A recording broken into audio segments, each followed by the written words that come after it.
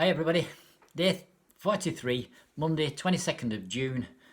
I'm going to entitle this Jerusalem 1, and maybe 3 or 4 Jerusalems will follow.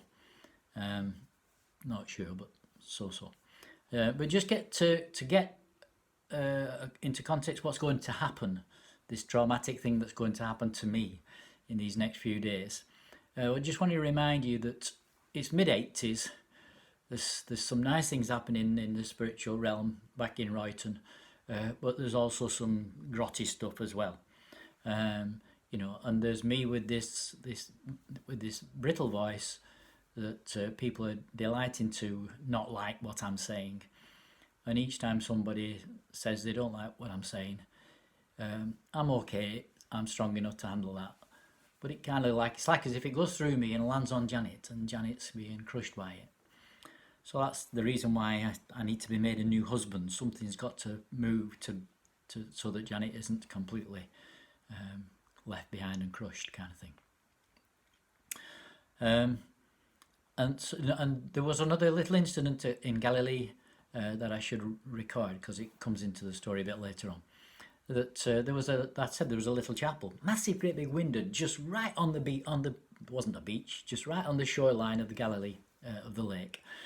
So all there was the lake just opening up before you. So we had this little service in this chapel, and the minister who was leading the service, leading the group from a spiritual point of view, he led the service there. And then one little comment he made was that a prophecy, and the prophecy was, "I will strike the shepherd, and the flock will be scattered. I'll strike the shepherd, and the flock will be scattered."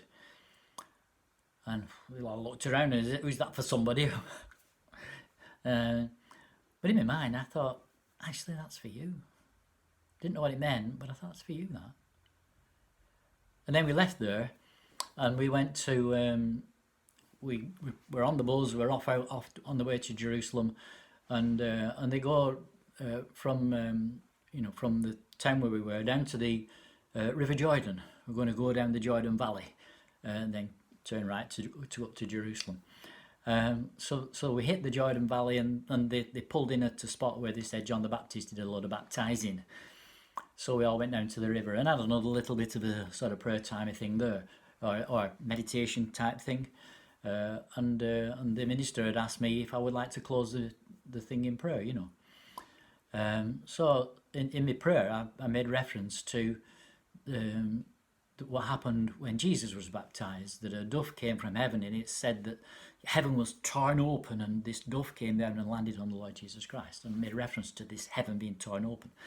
Then afterwards the minister came and said, "That weren't right, that's not in the Bible."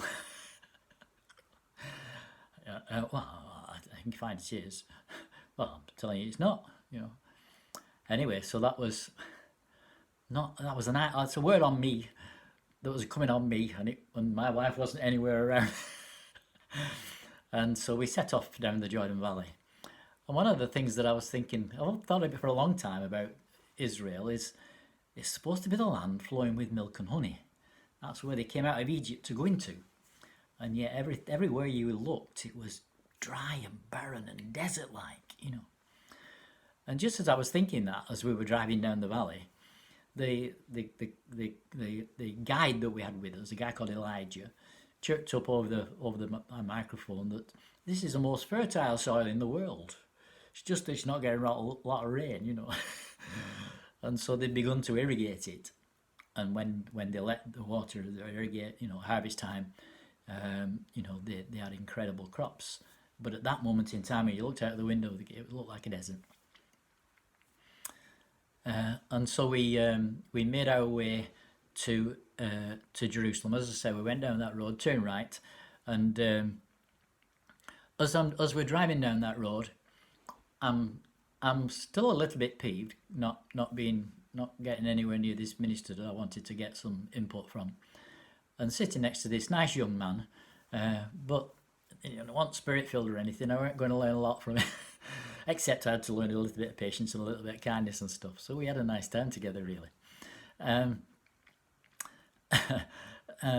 But I've got my head back, and I'm just having a little rest with my eyes. A bit anxious about that word we've just had, and I get a vision.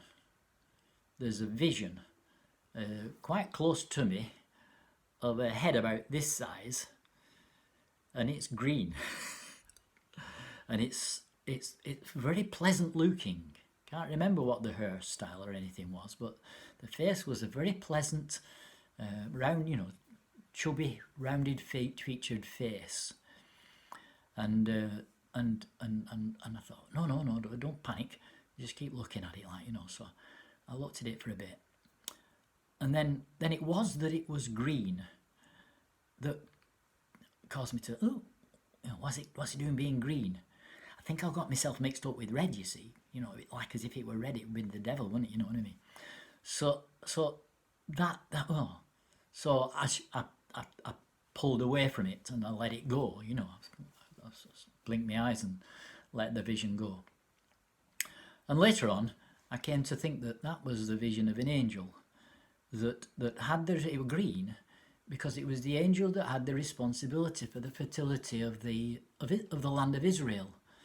And of course, as the angel for that responsibility, it wasn't getting a lot of freedom to do a lot of fantastic work because the children of Israel were scattered all over the place, and all over the world. They weren't in Israel to do any farming at that time much, just coming back, and re-establishing themselves in the land, from the liberation being given to them back in 1948.